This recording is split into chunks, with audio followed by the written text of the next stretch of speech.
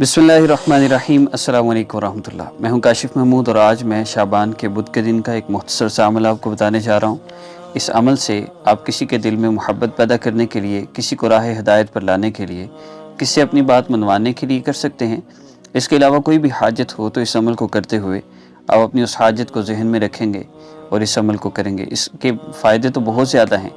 हर हाजत के लिए, हर मकसद में कामयाबी के लिए, हर परेशानी से निजात के लिए, इज़्ज़त हासिल करना चाहते हैं, अपना घर हासिल करना चाहते हैं, और भी कोई मसला है आपको समझ नहीं आ रही उसका हल क्या है, आप बस अपनी हाजत को जहन में रख कर इस अमल को शाबान के बुध के दिन कर लीजिए। किसी भी बुध के दिन इस अमल को किया जा सकता है।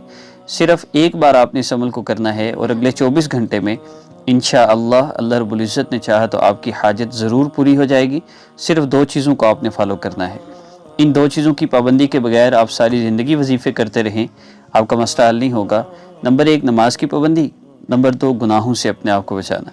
अगर आप चाहते हैं कि अपनी मर्ज़ी की ज़िंदगी गुजारें, फिल्में ड्रामे भी चलते रहें, मोबाइल का गलत इस्तेमाल भी रहे, गिब्बत चुगली भी होती रहे, लोगों का दिल भी दुखाते रहें और आपके मसले भी हल हो जाएं, तो ये नामुमकिन है।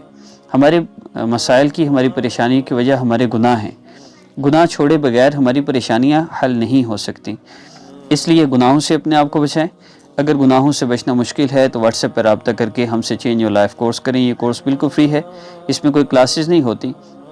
सिर्फ हमने एक अमल आपको देना है, आपने उसको सुनकर उस पर अमल करना है। 3 दिन लगे, हफ्ता लगे, 10 दिन लगे, लेकिन जैसे जैसे वो आमाल आपकी ज़िंदगी में आते जाएंगे, गुनाह छूटते जाएंगे और वजीफ़े नहीं करने पड़ेंगे, बस हाथ उठाने की देर है, आपके सारे मसले हल हो जाएंगे। आज के अमल की तरतीब सुन लीजिए।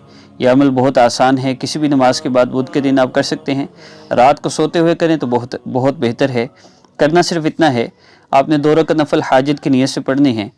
सलाम फेरने के बाद आंखों को बंद करके सर को झुका लेना है और अल्लाह रब्बुल इज़्ज़त के इस्म मुबारक या कुद्दूस या अल्लाह जल्ल जलालुहु, अल कुद्दूस अल्लाह रब्बुल इज़्ज़त का इस्म मुबारक है।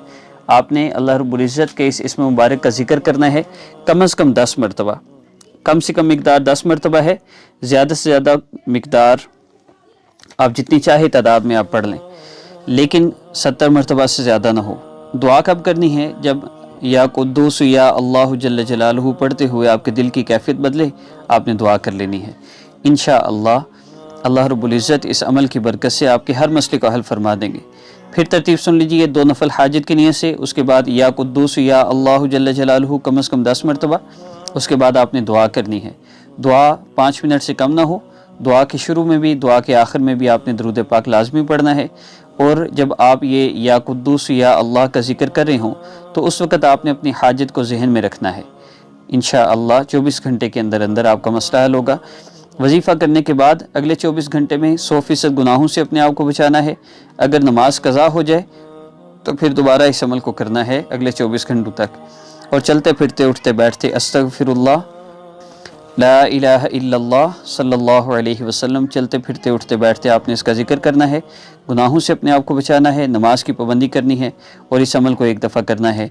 इसके अलावा मज़ीद किसी किस्म की कोई शराइत नहीं, कोई हिदायत नहीं। इस अमल की आम इजाज़त है आप सब के लिए।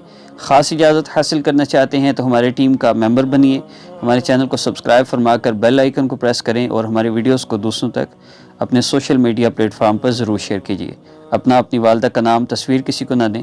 जो आपसे कहता है आप पर जादू नज़रबत बंदिश है, ऐसे लोगों से हरगिज़ रब्ता न करें। मिलते हैं नेक्स्ट वीडियो में। अस्सलामु अलैकुम।